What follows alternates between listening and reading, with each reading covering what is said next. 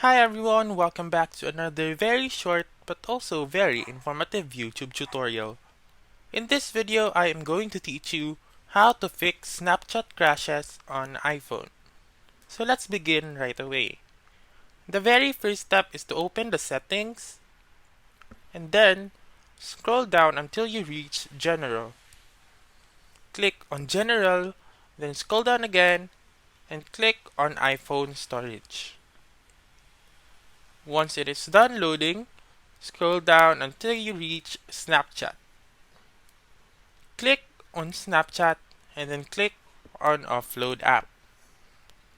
Click Offload App once again and then go to your home screen and then you can either download Snapchat directly from your home screen or from the App Store. Wait for it to load and then open Snapchat once again, sign in with your account, and then that's it.